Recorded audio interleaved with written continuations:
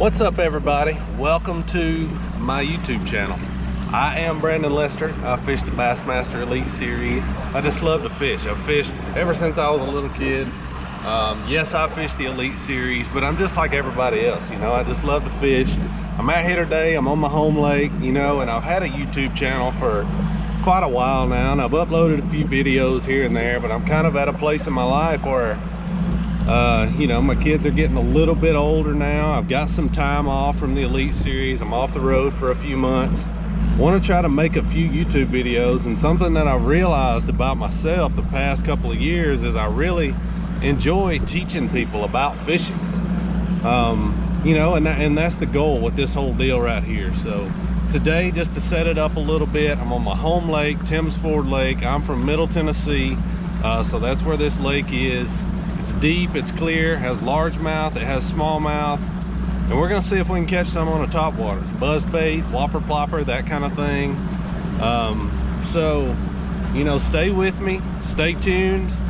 We're gonna see what we can do today. Let's try to catch a couple.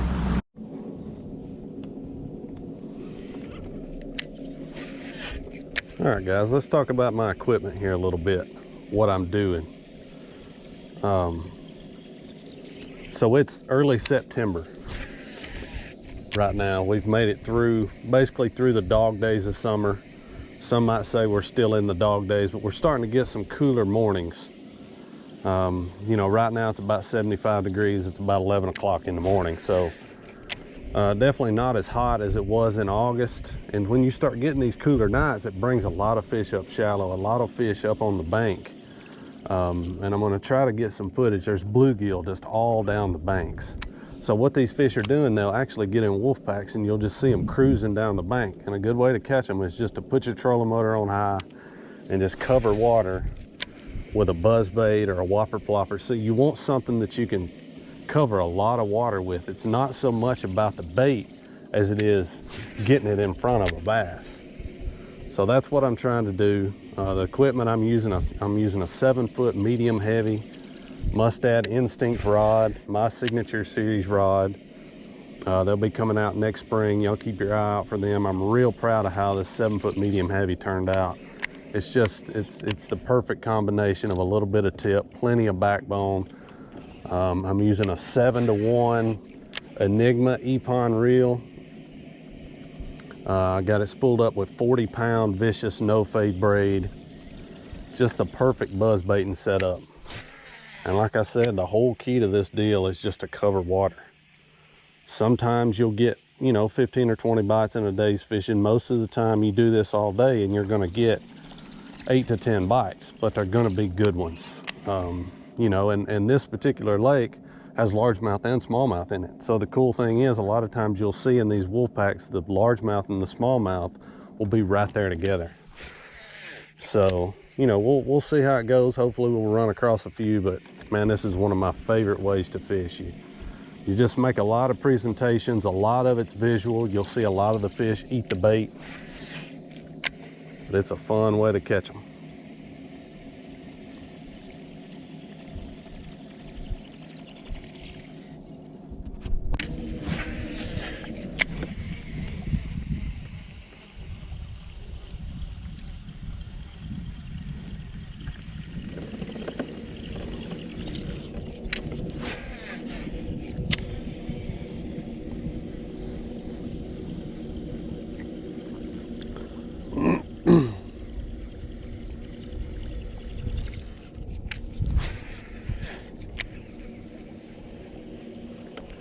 There's one. Oh, nice one too.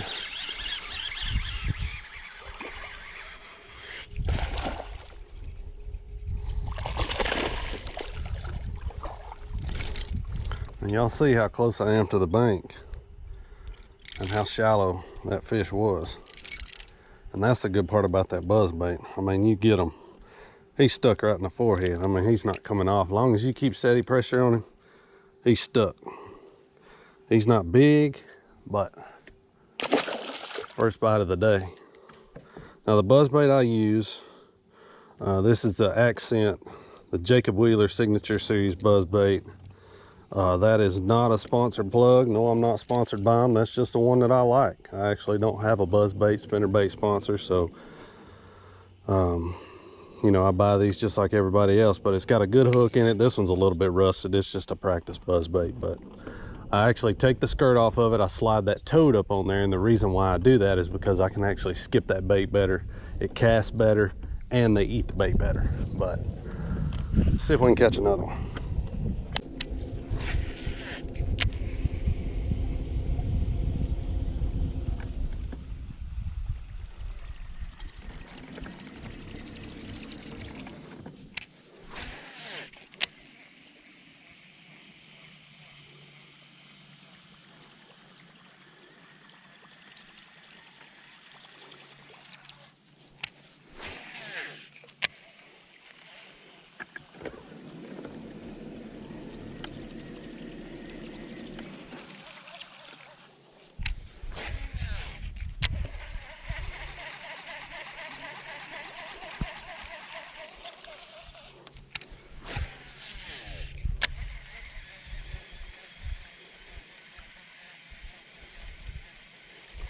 Gosh, good. Big one. He ain't big as I thought, but he's a nice one. Suspended out the end of that tree. That's where he was. Look how he ate that. You just don't get fish to eat it like that when you run just a plain skirt. I'm telling you guys, you put that toad on there, they will absolutely eat it better. He looked a lot bigger. He's all mouth, no body. He's skinny. Typical late summer, early fall bluegill eater. But finally got one anyway. I mean, he was probably just a keeper, but kind of tore up my toad a little bit. But that's that bite tells me a lot, because I've been just running down the bank and he was sitting right out in the end of a deadfall right here. So maybe I need to start looking at that a little bit more. Let me get me a fresh toad on. See if we can catch some more.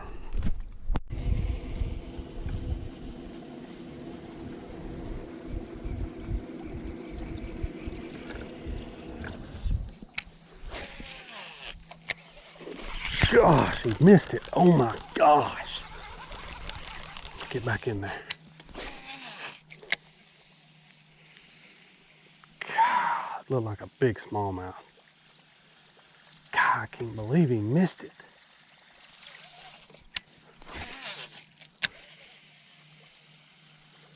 What a bite. Gosh, dang it. He came unglued on it, but he just missed it.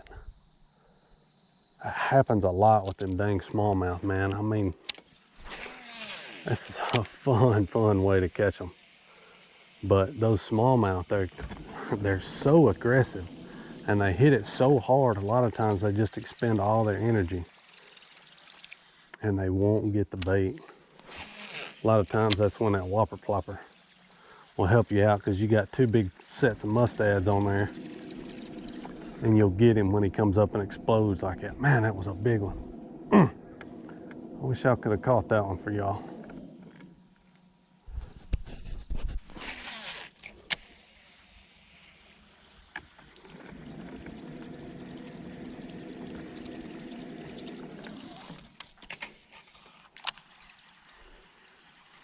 Look, oh, I got it. Oh, what a mess. Oh, I got him though. He came off. Dang it. After all that, he came off. Gosh. What a train wreck. When he hit it, guys, I was way out of position. I was trying to keep the camera where y'all could see it. He was just out here in the middle of nowhere. That was super weird. I was trying to keep the camera where y'all could still see the fish and set the hook on the fish. I almost dropped my rod. Gosh, that was crazy. That was a nice one too. Well, it seems like we're in an area that's got some fish in it anyway, so Let's see what we can do here.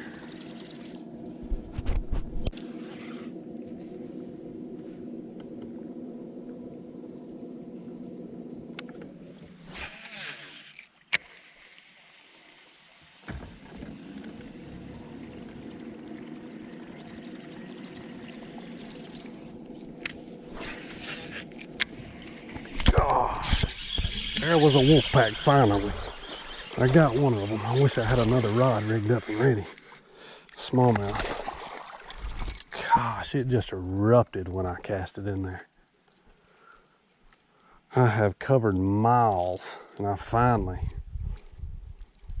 run across a wolf pack of them. I knew what was fixing to happen as soon as I cast up there, and it just, the whole bank moved. I don't know how many of them there were, but it was several. Gosh, that was awesome. See, there's nothing there. There's really nothing that they were sitting on. They're not sitting on a brim bed. They were just up there. Smallmouth mixed with largemouth. You can see, I mean, he's skinny. He's skinny as a rail, but you got to remember, guys, it's late summer. And these fish they're bluegill eaters. Most of the time when you see bluegill eaters, they'll be pretty skinny like that. Pretty one, probably 17 inches long. Not a keeper on this lake, but he was fun. That's awesome. See, that's 3 bites in this one pocket. That's what I'm saying, guys. You get in an area that's got them, and you'll get multiple bites most of the time.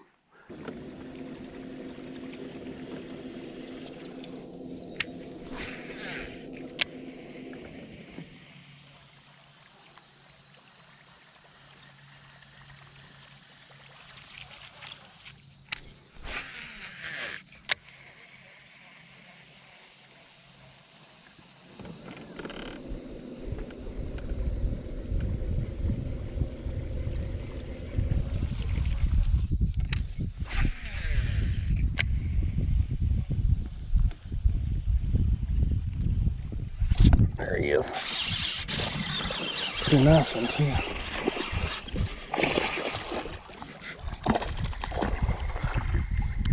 That's a chunky one. Another one off an isolated tree. Y'all see that tree coming out there? That is perfect. I mean, just textbook for this time of year. They sit right up in the tops of those trees and suspend. And just, I mean, it's just an opportunistic deal. If something comes by, they'll eat it. Pretty one. He's fat, he's thick. I mean, he's just a keeper. He's 2.5 pounds, 2 1/4, but pretty one. Thank you, buddy.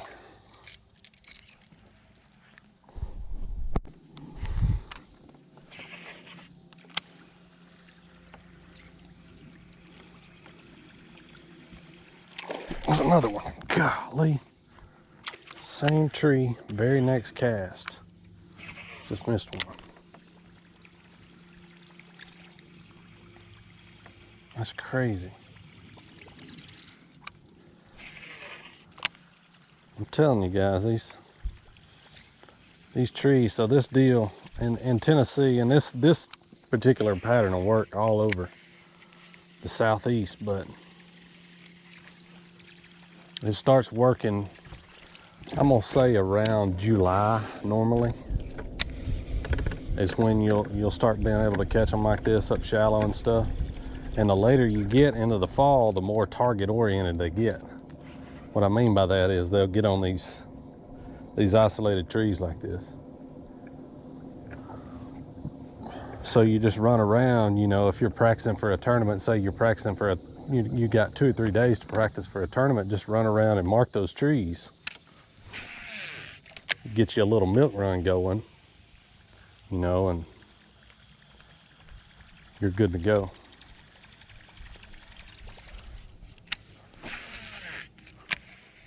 One is luck, 2 is a pattern. Always remember that.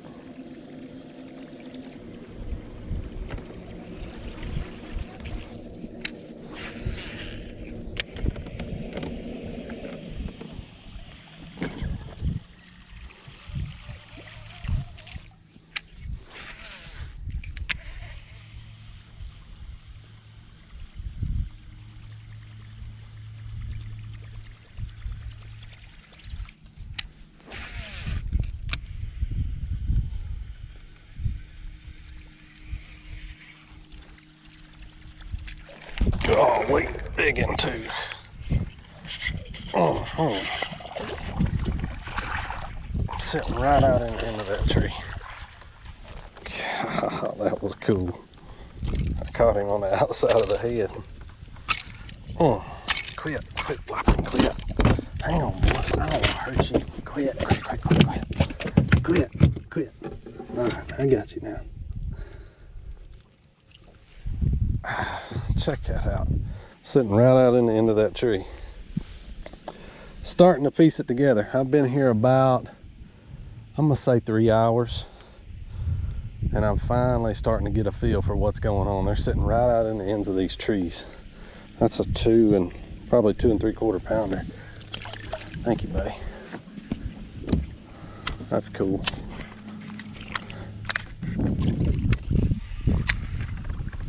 Bet that tree's got another one in it too. I came up to that tree.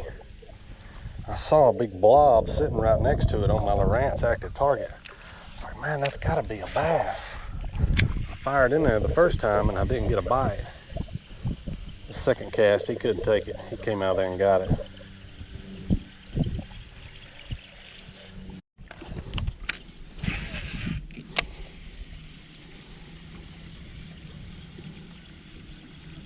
There he is. Gosh, he didn't get it. Right out in the end of that tree. I just caught one right there. There was one in the end of that tree too. He just nipped it. He didn't get it. I was too dang close to him. It's a problem.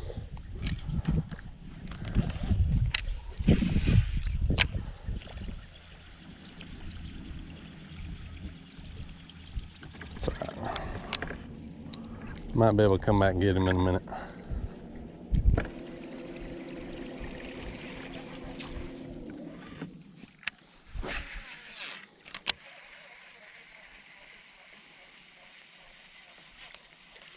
There he is.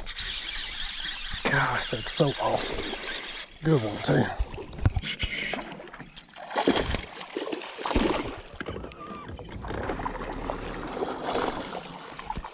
Uh-huh.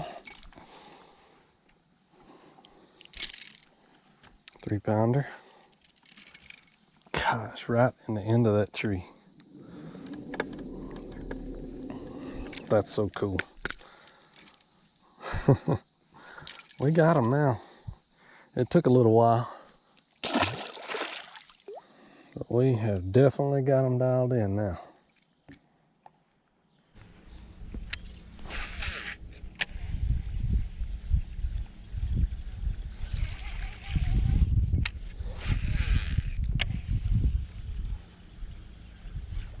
Gosh, there he is.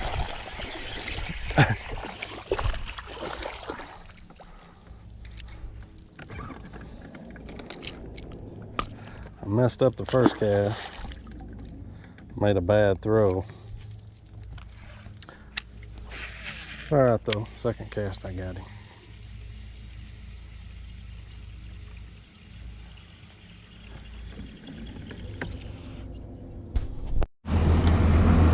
All right, guys, that's gonna wrap it up for the day. Caught a few.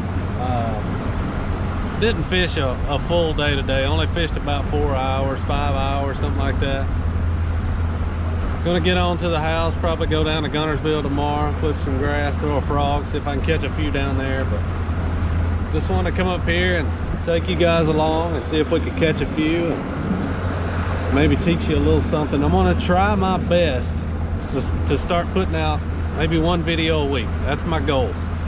I want to put out one video a week and just see where we can go from there, you know. And like I said earlier, I want it to be just straight up fishing. No fancy photography, no crazy production, just straight up fishing.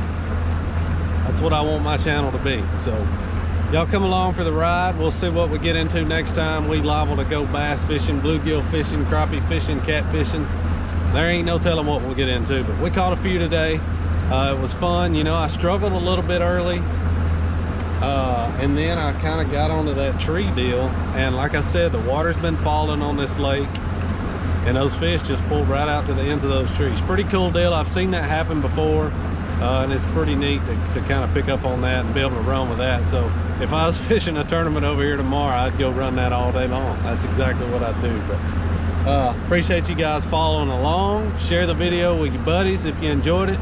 I'll see y'all next time right here, Brandon Lester Fishing. See you guys.